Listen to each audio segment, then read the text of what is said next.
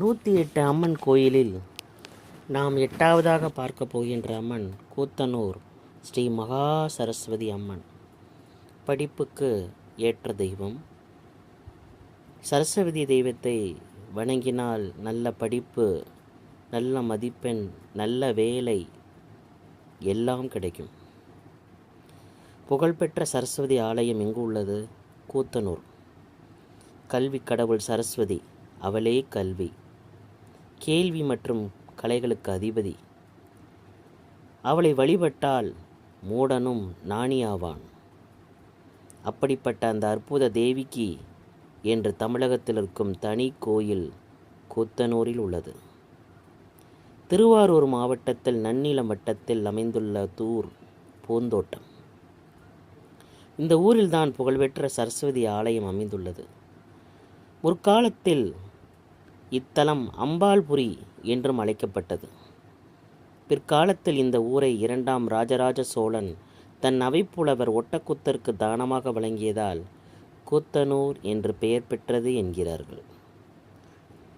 வரக்கவி பாடும் திறம் பெற்ற ஒட்டக்கூத்தர். புருஷோத்தம பாரதி என்பவருக்கு விஜயதசமி என்று அம்பிகையின் அருள் கிடைத்ததாக சொல்லப்படுகிறது. இதன் காரணமாக விஜயதசமி நாளில் பல்வேறு ஊர்களை சேர்ந்த பெற்றோர்கள் தங்கள் குழந்தைகளை இந்த கோயிலுக்கு அழைத்து வந்து அட்சரப்பியாசம் செய்த பிறகே பள்ளியில் சேர்ப்பதை வழக்கமாக கொண்டுள்ளார்கள். பெரும்புலவரான ஒட்டக்கூத்தர் வரக்கவி பாடும் திறன் வேண்டி கலைமகளை வழிபட்ட தலம் இது. அவர் கூத்தனூருக்கு அருகில் பூந்தோட்டம் அமைத்து காவிரி நீரால் சரஸ்வதி தேவிக்கு அபிஷேகம் செய்து பூஜித்து வந்தார். அவருடைய பூஜையில் மனமகிழ்ந்த சரஸ்வதி தேவி ஒட்டக்கூத்தருக்கு தன் வாய் தாம்பூலத்தை வழங்கியதாகவும், அதன் பலனாக ஒட்டக்கூத்தர் வரகவி பாடும் திறம்பெற்று 3 சோழ மன்னர்களின் அரசவை புலவராக இருந்ததாக சொல்லப்படுகிறது. இங்கே சரஸ்வதி தேவி வெண்மை நிறை ஆடை தரித்தவளாக காட்சி தருகிறாள். அவளின் ஆசனமான வெண் தாமரையில் பத்மாசனத்தில் வீட்டிருக்கிறாள். வலது கீழ் கையில் சின்முத்திரையும், இடக்கையில் புத்தகமும், வலது மேல் கையில் அச்சர மாலையும், இடது மேல் கையில் அமிர்த கலசமும் தாங்கியிருக்கிறாள். ஜடாமுடியின் உடன் கருணை பொழியும் 2 விழிகளுடன் ஞானசஸ் என்ற 3வது திருக்கண்ணும் கொண்டு கிழக்கு நோக்கி அருள்பாலிக்கிறாள். இக்கோயிலின் அருகில் புகழ்பெற்ற மாப்பிள்ளை சுவாமி கோயில் இருக்கிறது. இத்தலத்து சிவனை வழிபட்டால் திருமணம் தடையுள்ள ஆண் பெண்களுக்கு திருமணம் நடக்கும் என்பது நம்பிக்கை. மூலஸ்தானத்தில் கல்யாண பந்தலே இருப்பது குறிப்பிடத்தக்கது. இங்கு சரஸ்வதி தேவி கன்னி சரஸ்வதியாக வீட்டிருந்து தன்னை தரிசித்து வழிபடும் பக்தர்களுக்கு கல்வி செல்வத்தை அள்ளி வழங்கி அருள்புரிகிறாள் என்கிறது தல புராணம். அழகிய ராஜ கோபுரம் நம்மை வரவேற்கும். உள்ளே சென்றால் ஒற்றை பிரகாரம் காணப்படும். பிரகாரத்தில் விநாயகர், நாகர், பிரம்மர், பிரம்மபுரீஸ்வரர், பாலதண்டாயுதபாணி ஆகியோர் எழுந்தருளி அருள்பாலிக்கின்றனர். ஆலயத்தில் ஒட்டக்கூத்தருக்கும் சிலை இருக்கிறது. சரஸ்வதியின் முன்னால் அன்னவாகனம் உள்ளது. இத்தலத்தில் எழுந்திருக்கும் நர்த்தன விநாயகர் சுயம்பு மூர்த்தி என்கிறார்கள். சரஸ்வதி பூஜை. இந்த ஆலயத்தில் வசந்த நவராத்திரி, சாரத நவராத்திரி சிறப்பாக கொண்டாடப்படுகின்றன. சாரத நவராத்திரி விழா 12 நாள்களும் பின்னர் 10 நாள்கள் ஊஞ்சல் உற்சவமும் நடைபெறுகின்றன. விழா நாள்களில் சரஸ்வதி தேவி சந்தன காப்பு, மஞ்சள் காப்பு, புஷ்ப அலங்காரம் என்ற பல்வேறு அலங்காரங்களை காட்சி தருவதை தரிசிக்க காண கண்கோடி வேண்டும். சரஸ்வதி பூஜை என்று மட்டும் நியமத்துடன் விரதமிருந்து பக்தர்களை அம்பிகையின் திருவடிகளில் மலர் கொண்டு அர்ச்சிக்கலாம் என்ற வழக்கமும் உண்டு. விஜயதசமி நாளில் இந்த ஆலயம் காலை கட்டும். நூற்றுக்கணக்கான கார், வேன் முதலான வாகனங்கள் இங்கே வந்து பூஜை செய்த பிறகுதான் கோயில்களை வலம் வருவது கண்கொள்ளா காட்சியாக இருக்கும்.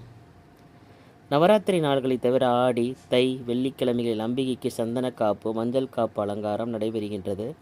பௌர்ணமி தோறும் மாலை சிறப்பு அபிஷேக ஆராதனைகள் நடைபெறுகின்றன.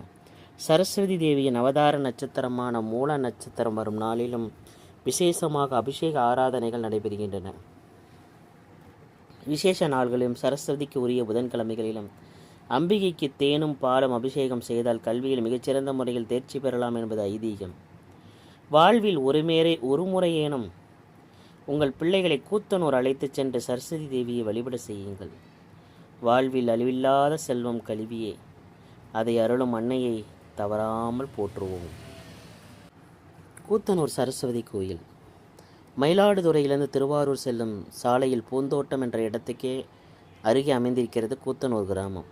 வரைபடங்களில் கூட இடம்பெறாத இந்த சிறு கிராமத்துக்கு ஒரு பெருமை உண்டு. ஆம், தமிழ்நாட்டில் கல்வி தெய்வமான சரஸ்வதிக்கு என்றும் பிரத்யோகமாக அமைந்திருக்கும் ஒரே கோயில் இது மட்டும்தான். பிரம்மலோகத்தில் பிரம்மனுக்கும் சரஸ்வதிக்கும் திடீர் சர்ச்சை. தன்னால் தான் இந்த லோகத்துக்கே சிறப்பு என்று சரஸ்வதி வாதாடுகிறார். உயிர்களை படைக்கும் தன்னால் இயலாத சிறப்பா சரஸ்வதியால் என்று பிரம்மன் கோபம் கொள்கிறார். இருவரும் சண்டை போட்டு பிரிகிறார்கள். தெய்வங்கள் மீண்டும் சேர வேண்டுமே. அதனால் சோழ நாட்டில் கீர்த்தி சோமனன் தம்பதியினருக்கு மகனாக பகுகாந்தன் என்கிற பெயரோடு பிரம்மா பிறக்கிறார். சிரத்தை என்கிற பெயரோடு சரஸ்வதியும் ஜென்மம் எடுக்கிறார். இருவருக்கும் திருமணம் பெரியோர்களால் நிச்சயிக்கப்படும் நேரத்தில்தான் உன் ஜென்ம நினைவுகளை பெறுகிறார்கள். அல்ப சண்டை காரணமாக பிரிந்ததற்காக இருவருமே நாணம் கொள்கிறார்கள். சிவனை வழிபடுகிறார்கள். சரஸ்வதி கங்கையுடன் இணைகிறார். கூத்தனூர் ஆபசகேஸ்வரர் பரிமள நாயகின் அபிஷேக நீராக மாறுகிறார். அதே ஊரில் மகா சரஸ்வதியாக குடிகொள்கிறார். இதுதான் தல வரலாறு. பெரும்புலவர் ஒட்டக்கூத்தர் குலோத்துங்க சோழன் அவை அலங்கரித்த மகாகவி. இராமாயணத்தின் உத்தரகாண்டத்தை எழுதியவர் இவர்தான். குலோத்துங்க சோழனை தலைவனாக்கி தக்க யாக பாரணி பாடியவரும் இவர்தான். இதனால் மனமகிழ்ந்து போன சோழன் இவருக்கு பரிசாக ஒரு ஊரையே தானம் தந்தான். அந்த ஊர்தான் கூத்தனூர். கூத்தனூர் என்கின்ற பெயர்தான் கூத்தனூர் ஆனது. சரஸ்வதி தேவியின் அருளால் தான் தன்னால் பரணி பாட முடிந்தது என்பதால் அம்மனின் ஆலயம் இருந்த இந்த ஊரை மன்னரிடம் கூத்தர் கேட்டு பெற்றார் என்பார்கள். அம்மன் குடியிருக்கும் கருவறைக்கு மேல் 5 கலசங்கள் கொண்ட கோபுரம் மட்டும்தான். தனியாக ராஜகோபுரம் இல்லை. கருவறையில் சரஸ்வதி தேவி வெண்பட்டு உடுத்தி வெண் தாமரை மீது அமர்ந்திருக்கிறார். ஜடாமுடி இடதுகரத்தில் புத்தகம் அமுத கலசம். ஜடாமுடி இடதுகரத்தில் புத்தகம் அமுத கலசம், வலதுகரத்தில் சின்முத்திரை, வீணை என்று அம்மனின் கோலம் அற்புதமாக அமைந்திருந்தது. அன்னையின் அன்ன வாகனம் பலிபீடத்துக்கு முன்பாக வணங்கியபடி காட்சியளிக்கிறது. பெருமாள், மகாலட்சுமி, துர்க்கை என்ற மற்ற தெய்வங்களும் உண்டு. பிரகாரத்தில் நர்த்தன விநாயகர், பிரம்மா, உட்டக்கொத்தர் ஆகியோருக்கும் சிலைகள் உண்டு. விஜயதசமிக்கு இக்கோயிலுக்கு அழைத்து சென்று பிள்ளைகளுக்கு முதலாக கல்வி கற்பது விசேஷமான செயல்.